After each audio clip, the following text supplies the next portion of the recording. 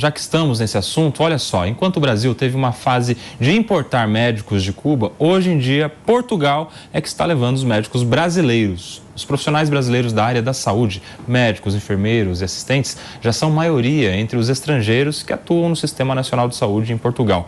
Segundo o relatório do Observatório das Migrações, os brasileiros representavam em 2022 quase 25% dos trabalhadores imigrantes contratados pelo Sistema de Saúde português. Em 2011, essa participação era de 13,5%. Mais de 200 mil brasileiros residem em terras lusitanas. Por que os brasileiros vão para lá? Qual é o maior chamarisco? Especialista em imigração médica, Marcos Damasceno, está conosco no Morning Show para explicar esta questão dos médicos brasileiros indo trabalhar em Portugal. A grande pergunta é, será que esse tanto de médico que a gente tem no Brasil, que já é pouco, vai ser ainda menor? Os médicos que estão aqui estão indo para Portugal? Doutor, bem-vindo. Nós não estamos ouvindo o doutor Marcos. Será que é aí ou é aqui, hein, doutor Marcos? Vamos tentar de novo. Acho que sim. Melhorou? Agora sim. Pronto. Bom dia, Kobayashi, para você. Bom dia a todos que participam aí do seu programa. Primeiramente, agradecer pela oportunidade, tá bem? Bom, acho que sim. Acho que o Palumbo falou muito bem, né? Acho que o sistema de saúde no Brasil está um colapso e isso tem favorecido para que os médicos imigrassem, e cada dia que passa nós temos recebido mais médicos brasileiros, mais profissionais da saúde, justamente em busca de, não só pelo aspecto financeiro, mas também de qualidade de vida, também de estrutura para poder trabalhar, né? Porque não basta o médico querer trabalhar, mas acho que também falta aqui um pouco de estrutura, o que tem levado eles neste processo imigratório para Portugal, para a Europa e para outros países que oferecem condições melhores. Doutor, a adaptação do médico brasileiro lá em Portugal é uma adaptação fácil? O que nós temos presenciado aqui é que cada dia que passa, tanto o utente português quanto o utente brasileiro tem preferido ou tem buscado esses médicos brasileiros, né? A nossa formação médica no Brasil ela é muito completa, é uma excelente formação, e nós também temos um caráter humanitário, uma formação humanitária no atendimento a estes utentes que nos deixa muito confortável, né, no atendimento. Então, cada dia que passa, esses médicos são mais desejados e são mais procurados aqui em Portugal. Isso é uma verdade. Ô, doutor Marcos, a minha pergunta agora é no caminho contrário. A gente está vendo aqui um movimento muito grande de brasileiros indo estudar medicina nos países vizinhos aqui, né? No Paraguai, na Argentina e tal. Como é que funciona para esses brasileiros que estão estudando medicina nos países vizinhos virem atuar como médicos no Brasil? Tem requisito? Tem que fazer uma prova? É a mesma formação? Como é que é hoje? Então é assim, Kobayashi, nós temos aqui um processo de revalidação de diploma. Este processo, ele inclui 3 etapas, também uma etapa, a primeira etapa que é uma prova objetiva que eles têm que passar, uma segunda etapa que é uma prova prática, né, que consiste em atender um paciente ali para ver o nível de desenvolvimento daquele médico, e a terceira e última etapa que é apresentar um artigo ou um TCC que ele tenha feito na faculdade. Por quê? Porque a graduação em medicina no Brasil equivale a um mestrado integrado em medicina aqui em Portugal. Então, ou seja, ele precisa fazer essa defesa para ter essa equivalência de mestrado integrado aqui em Portugal. Então, o processo é basicamente esse, um processo que acontece uma vez ao ano e que o médico consegue concluir ali mais ou menos dentro de um ano todo este processo. A pergunta agora, doutor Marcos, é do Mano Ferreira. Eu queria saber a opinião do senhor sobre esse processo, porque eu já ouvi, a minha esposa trabalha com imigração e ela atende muitas vezes, ela é psicóloga, e atende pacientes que vêm do Afeganistão, que vêm da Venezuela, e muitas vezes há relatos de uma dificuldade muito grande com a burocracia da revalidação dos diplomas. Qual a sua opinião sobre isso? A burocracia podia ser menor? Eu sempre defendo menos burocracia, porque menor burocracia atrai melhores profissionais, né? Sim, é verdade que nós temos muita burocracia. Acho até que Portugal, especificamente, é um país que é uma porta de entrada, porque o processo, por mais que pareça complexo, mas ele ainda é muito melhor do que nos outros países, que tem as portas muito mais fechadas. Então, aqui é muito mais tranquilo para se revalidar um diploma, né? Mas acho ainda que o processo deveria ser mais facilitado, como acontece, mano, com alguns acordos bilaterais que o governo firma com alguma universidade de Portugal. Então, por exemplo, nós tivemos agora um acordo bilateral da UFRJ, né, da Universidade Federal do Rio, para que esses médicos revalidassem o diploma aqui sem a necessidade de fazer prova. Então, ou seja, isso é maravilhoso, né? Então, acho que deveriam abrir mais acordos bilaterais em outras universidades do Brasil. Acho que essa transição de médico, tanto saindo daqui indo para aí, saindo daí vindo para cá, eu acho que todo mundo acaba por ganhar nessa multiculturalidade, né? Acho que é um pouco disso. Doutor Marcos, temos mais um minutinho. Hoje, essa prova que os médicos precisam fazer, ela é periódica? Ela é só o médico chegar e já pode se submeter? Ou ele tem que esperar uma data para acontecer? Como é que funciona hoje?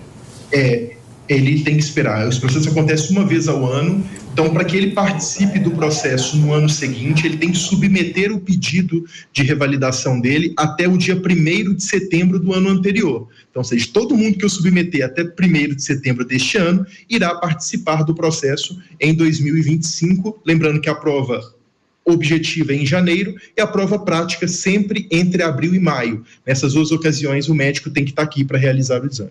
Aí conversamos com o Marcos Damasceno, especialista em imigração médica, que está falando com a gente dessa onda de médicos brasileiros indo trabalhar em Portugal. Obrigado, viu, doutor Marcos? Um prazer te receber aqui no Morning Show. Obrigado, Kobayashi. Obrigado a todos. Um abraço. Palumbo, como é que você vê esse movimento dos médicos brasileiros indo trabalhar em Portugal com melhores condições? Dinheiro. Então, e aí como é que faz? Porque a gente já está com pouco médico, tem gente que não consegue ter consulta, tem gente que basta você ter dinheiro para você fazer medicina, né? Antigamente, aqui em estado de São Paulo, a referência era a USP e Unicamp. Sim. Hoje tem faculdade de medicina, tudo quanto é canto. E a média é de 7 a 10 mil reais. Quem é que pode pagar isso? Rico. Até que ponto depois ele vai se tornar um bom profissional? Complicado. Eu sou a favor de ter a prova. O doutor falou que não é legal ter a prova, mas eu sou a favor. Como na OAB. Se nós não tivermos prova na OAB, vai ter advogado escrevendo casa com Z. É mesmo? Ainda tem, né? É complicado. Tem que ter a prova. Ainda tem. Tem que ter a prova. Agora, mas eu não quero... Tem que ser provado o tempo todo. A vida é uma provação intensa o tempo todo. Agora, por que não ter a prova da OAB? Por que não ter esse exame? Você tem que ter para saber se o cara é um profissional capacitado. No mínimo, podia ter mais vezes no ano, né? Porque você imagina... Mas a OAB são 4, 5 vezes, não são isso? Mas o revalida uma vez no ano. Então, imagina, se o médico faz a migração... Ele falou que é em maio, né? Se o cara faz em junho, ele tem que esperar um ano inteiro para poder começar a trabalhar. Então, isso podia ser mais simples. Mais dinâmico, né? Mais dinâmico, ter pelo menos uma vez no trimestre, alguma coisa do tipo. Mas eu acho que demorar tanto tempo para revalidar o diploma, muitas vezes acaba até dificultando a inserção dessa pessoa. Mas a questão aí não é nem a revalidação. Claro que a gente está falando de imigração, o médico sai de um país para trabalhar no outro, mas a questão é ter um exame, né, Aninha? Uma prova, você quer ser médico, você tem que saber o mínimo, o básico aqui, para você não atrapalhar a saúde ou a vida de alguém. Não, E aí? Pegando o gancho do que o Palumbo falou, o que a gente vê hoje no Brasil, infelizmente, é a mercantilização da educação no ensino superior. Então, teve um boom de faculdades particulares que, a princípio, seriam uma ótima oportunidade para mais pessoas conseguirem cursar o ensino superior, mas que, infelizmente, acabam tendo níveis de efetivo aprendizado, ensinamento muito baixos. Então, as pessoas concluem o ensino superior, mas elas não saem da faculdade sabendo aquele mínimo que elas deveriam saber. Por conta disso, não existe outra opção a não ser ter exames. Eu não sou muito fã de prova, mas eu acho que não tem outra alternativa. A OAB, por exemplo, ou a prova de medicina, porque você precisa ter um parâmetro mínimo, ainda que, obviamente, não seja uma prova que vai atestar a sua capacidade ou não, mas precisa ter uma régua, alguma coisa que mínima, na média ali, consiga dizer você está apto a exercer essa profissão ou não. Porque tanto a medicina quanto o direito são atividades que mexem diretamente com a vida do ser humano. Seja a medicina, obviamente, com o corpo, ou o direito, porque acaba tratando de questões que podem levar a pessoa à falência, a N aspectos da vida que são muito essenciais. Então é preciso que essa pessoa, de alguma forma, tenha a capacidade acadêmica dela, capacidade profissional dela minimamente validada. Sabe o que eu fico pensando? O cara, aqui no Brasil, as melhores faculdades de medicina são as faculdades públicas. O Paulo citou aqui a USP, né? Exatamente. O que tem lá o Hospital das Clínicas como seu centro de formação dos médicos, tem a Unicamp, tantas outras. Aí o cara, ele vem, faz faculdade de medicina numa faculdade de ponta, das melhores do Brasil, do mundo, e aí ele não vai devolver para a sociedade brasileira, o Palumbo. Ele vai entrar numa imigração e ele vai atender o português lá em Portugal, quando aqui no Brasil a gente tem uma mulher dando à luz na recepção do hospital. Mas o problema é o seguinte, né? Muitas pessoas vão nos hospitais e a primeira barreira que tem é a enfermagem. Quem segura um hospital nas costas são os enfermeiros e enfermeiras. O enfermeiro não tem direito a dormir, não tem salinha de descanso, não sei se tem, mas que é o ponto que eu sei, não tem esse direito de descanso. Eles ficam ali. Muitos deles são agredidos.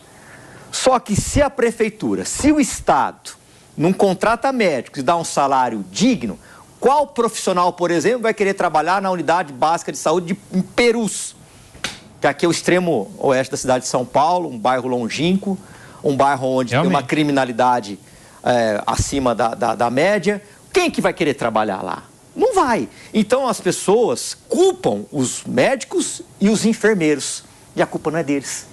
Por isso que eu falo, políticos, dá uma pulinha até a unidade básica de saúde. Vamos ampliar esse debate, mano. O Palum falou da unidade de Perus. Aí eu pergunto, o que leva um cara que se forma aqui na faculdade da USP de medicina a ser médico lá na Ilha do Marajó, lá no interior do Pará, lá no sertão da Paraíba, no sertão do Pernambuco? Olha, se ele vai ganhar mais ou menos a mesma coisa. E aqui ele tem qualidade de vida, ele está perto da família. O que a gente precisa fazer para incentivar mais médicos em locais onde mais se precisa de médico? Olha, eu vou ter outra abordagem. Eu diria que a gente precisa, primeiro, ter uma multiplicidade de formações em cursos de saúde. Ou seja, nem todo tipo de atendimento precisa ser feito por um médico o tempo todo. Mas precisa de um médico também, né? Sim, calma, eu vou chegar lá.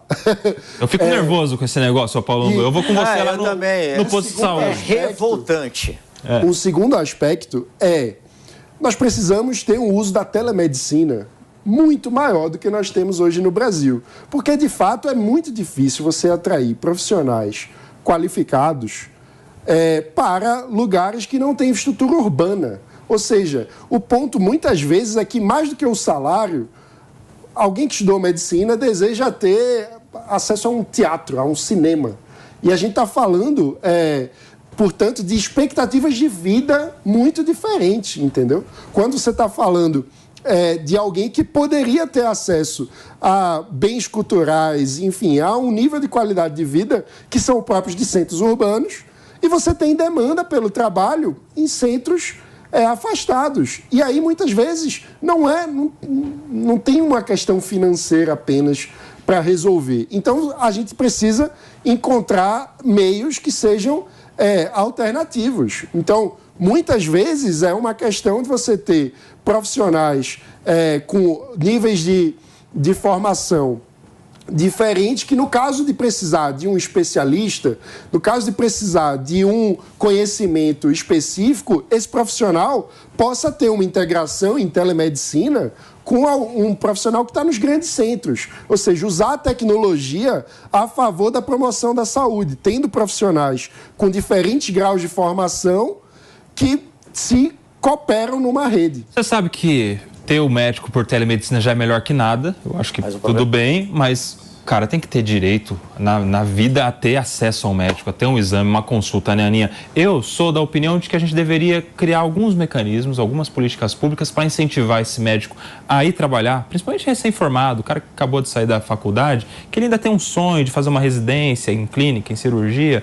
E dá para ele, se ele ficar lá por 2, 3 anos trabalhando na Ilha do Marajó, no interior do Brasil, no interior do Pará, dá para ele uma pontuação para ele entrar numa residência nas universidades públicas. Ou seja, não é só prova para você entrar numa residência. Se você ficou 3 anos lá no interior do Pará, você já vai sair na frente aqui, meu amigo. Você quer ser um especialista, um ortopedista, um cirurgião? Meu, se você tem esse sonho, faz a sua faculdade e vai passar um tempo lá entregando um pouco para a população, que aqui quando você vier para a residência pública, você vai ter um benefício. Você acha que não poderia ter esse caminho se não é só o dinheiro? De repente o sonho pode motivar um médico a ir trabalhar para lá, né? Não, eu acho que dá para pensar em algo nesse modelo, mas eu também acho um pouco perigoso, porque você acaba colocando as pessoas num lugar sem elas efetivamente quererem estar lá, mas apenas para cumprir um requisito, preencher ali alguma coisa, pensando no futuro delas. Então, isso até seria viável se a gente pensasse num mecanismo de supervisão para ter a garantia, porque senão o governo vai falar assim, não, tá cheio de médico lá, porque agora a gente implementou esse programa. Mas, na verdade, eles estão lá sem querer estar lá, não estão atendendo da forma que eles deveriam e estão só esperando dar o prazo para eles poderem sair. Então, não adianta só você colocar isso sem dar a eles condições para que eles exerçam um bom trabalho. E aí eu tô com mano, eles precisam estar num lugar que eles tenham qualidade de vida fora do trabalho, porque senão realmente ninguém vai querer. E não adianta nem... A gente às vezes vê notícia, né?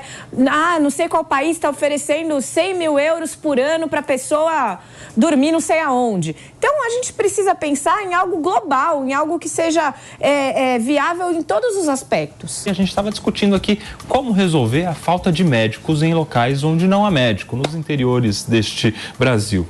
Discutíamos isso a partir da notícia de que os médicos brasileiros estão indo para Portugal, estão indo trabalhar lá em Portugal, e uma notícia que não é tão boa para os brasileiros que precisam dos médicos. Pode ser boa para os médicos, né? Porque estão ganhando mais dinheiro lá em Portugal. Palumbo, faltou a sua opinião, a sua solução para colocar médico onde não tem médico aqui no Brasil. Simples, pagar bem.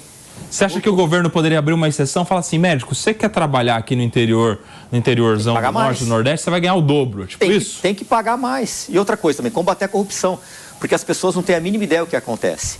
Essas unidades gestoras de plano de saúde pública municipal, estadual, eles fazem um acordo com o governo, seja o prefeito, seja o governador, e ali, muitas das vezes, tem a maldita corrupção. Então, para pagar esses gestores, não vou dizer nenhuma cidade aqui, nenhum estado, você tem que tirar de algum lugar. E aí é por isso que falta médico, é por isso que falta enfermeiro, é por isso que você não vê vereador fiscalizando, você não vê deputado fiscalizando, porque eles recebem os carguinhos dele, recebem as emendas dele, ó, fica caladinho, porque se falar, cai os cargos. Isso que é duro, né, Palumbo? Para resolver uma solução tem que passar por muitas barreiras, né? Muitas não é tão simples assim. Muitos interesses, muitos poderosos, né? Não é tão simples assim, né? Tudo envolve dinheiro. Então, as pessoas vão na unidade básica de saúde, a primeira coisa, quem primeiro toma pancada é o enfermeiro. E tá errado. Esses políticos têm que ir lá fiscalizar o prefeito, o governador, o presidente da república, e não o coitado do enfermeiro que tá lá atendendo as pessoas. Realmente, até porque na pandemia a gente teve a oportunidade de ver o quão valiosos são os profissionais da área da saúde, né? A turma que deixou ali a família, todo mundo em risco para cuidar do outro.